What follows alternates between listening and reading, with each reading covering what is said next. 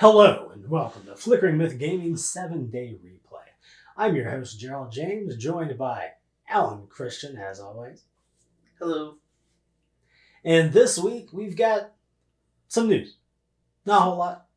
A smattering. A smattering, as they say. Of news.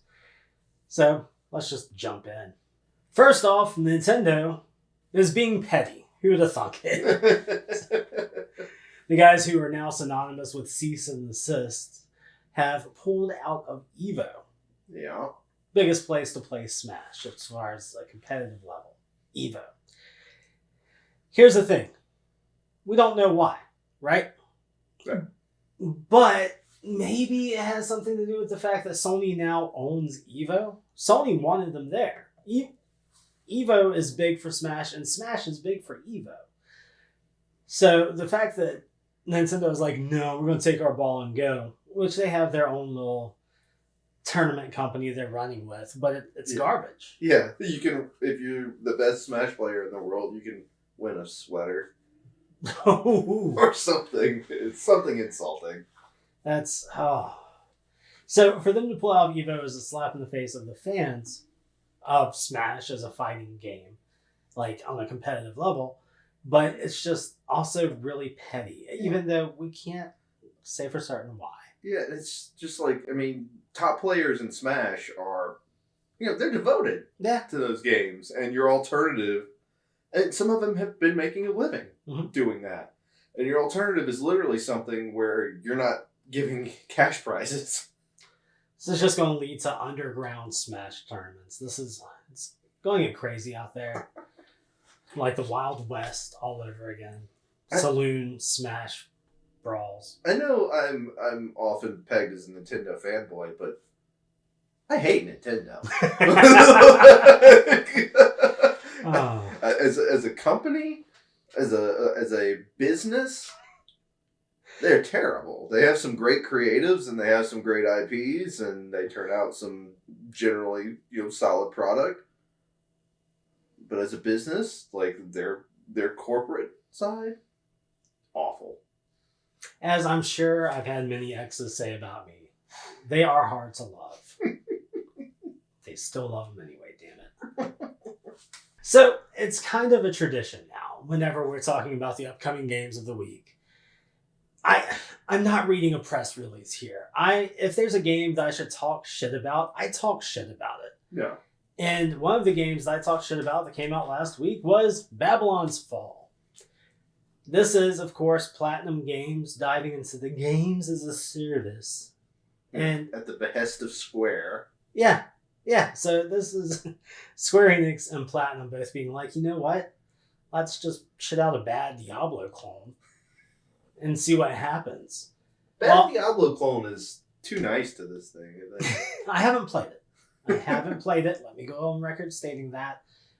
I haven't played it. But if I wanted to watch any gameplay, I could boot up Twitch and join the 316 other viewers currently watching it. Yeah, for some context for people that don't really get on Twitch, what's a game normally have when it's just been released? Its first week, you're talking thousands and thousands of viewers. Yeah. Because we don't trust journalists anymore. So thanks for joining us. We'll see you never. Elden Ring has more than 1,000 times the viewers. More than 1,000 times.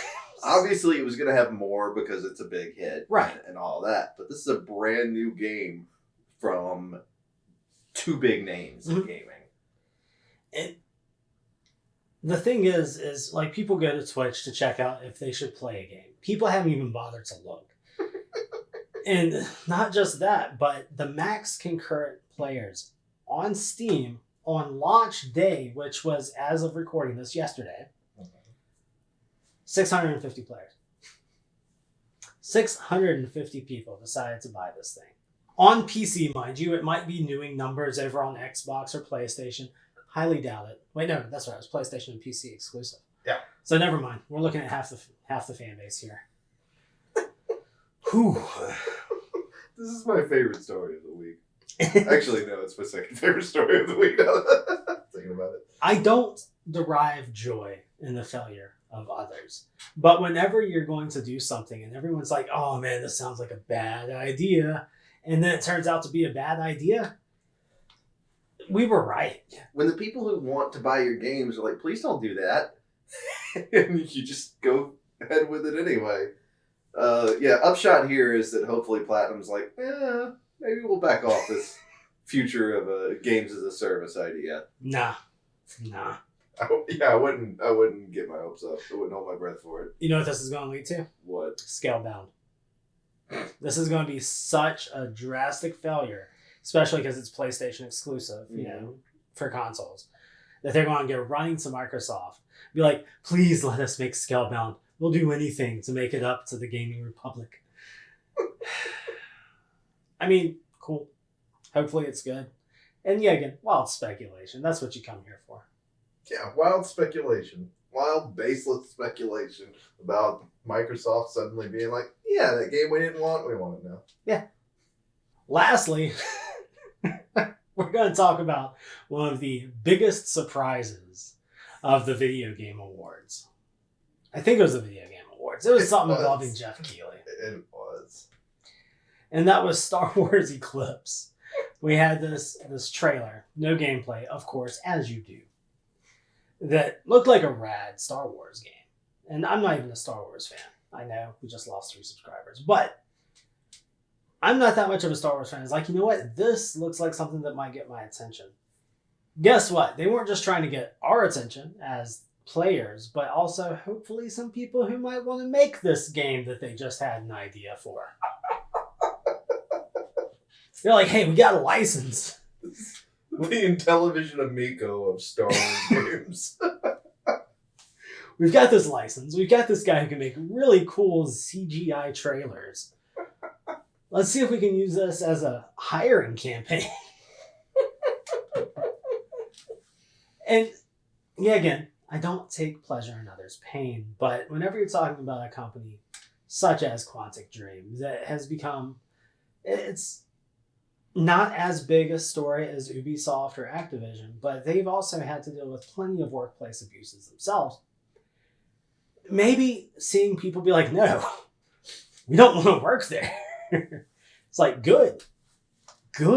That's something I've always said, and I don't want to get on a soapbox here, but like, I don't know how awful companies keep people employed in this industry, because if you can make video games, you can make video games anywhere. It used to be that people were bound by a labor of love. Now, since most video games, and I'm sorry to say this, but they're rather soulless, right? They're made by numbers, unless you're working with a AA or indie team. And don't get me wrong, there are some that slip through the cracks where you can see the love there. But for the most part, these are just generators of revenue. So whenever that's the case and no one's wanting to jump on a Star Wars title because they're like, you know what? There's plenty of Star Wars out there and I don't feel like getting groped by David Cage, then maybe this is a good thing. That's all I'm saying. And for all intents and purposes, maybe David Cage didn't do anything. Maybe he did. We don't know. We never stated he did. But, I mean... You're trying to backpedal out of a libel suit? Yes! This would be slander. In print, it's libel. I learned that from SpiderMan. An upcoming game... Okay, here's the thing. March is a big month. Unfortunately, 3 big titles chose the same day, and it's not this week. So this week, if you're looking for something that's not Assassin's Creed DLC, the biggest game you can look forward to is WWE 2K22. The return. A full disclosure, I used to buy these on the annual. Yeah, I'm a wrestling fan. If you watch this channel, you've seen me and Alan and our friend DJ talk about wrestling. We love that junk. But 2K20 was such a shit show that they took... That's an understatement. Yeah. They took an extra 1.5 years to put this game together. This is the last bastion of this team. I can't remember who's working on it now because Ukes, they're off making the AEW game. It's Vicarious Bizarre, Visions? not Bizarre Creations, Vicarious Visions. So, look, I'm sorry. You've got one chance to make it up to us. And I didn't get a review copy, so I'm going to be watching it on Twitch for all those sweet, sweet glitches that I'm sure are going to come day one, just like last time. Yeah, the embargo hasn't lifted yet. Hopefully by the time this video is up, it has, and then we could maybe have some faith in this thing. But, go check and see if there's reviews if you're watching this. See if those are up yet. If they're not, it's broken. Oh, though, fun fact, I did recently find out about this game. Over 30% of the roster that's in this game are no longer with the company. Visual concepts. Vicarious Visions is they're under Activision. Yeah, they're under. Visual Concepts, who did the original NFL 2K games. That's why we are. Sega bought them. That's why we are the most ethical source of news in gaming. Because somebody's over here with Wikipedia. I knew it didn't sound right when I said Vicarious Visions. This is the last Hail Mary.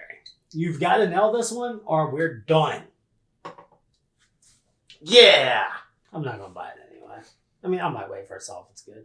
Yeah. It's going to be half off. Yeah. Be half off soon. Yeah. So, since there's nothing new coming out really to play based off of my recommendation this week, let's play something old. Before Elden Ring came out, like by a couple of days, I got my hands on the Final Fantasy VI Pixel Remaster. I got it on Steam. And let me tell you, with the time I've had with this game, this is the definitive way to play one of the best games of all time. The graphics look great. They made the characters a little bit longer to give them more definition. It looks rad. They put some more love into the backgrounds. The font looks like booty, but there's, mods for that. So who cares? On top of that... Can they mod the opening credits back in so that you're not just watching people walk in a mech for 3 minutes? Press A. Gosh. Okay. I loved that opening, though. I loved them credits. It's a good tune. Music's good. And it's even better now. That's what I heard. They went and reorchestrated or remixed or something. I don't know exactly what all went on with this music, but it's fantastic. Including the weird lyrics to the opera scene.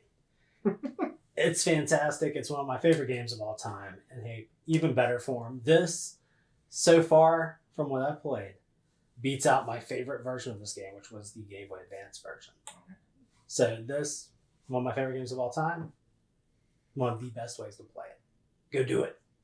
Thanks as always for joining us.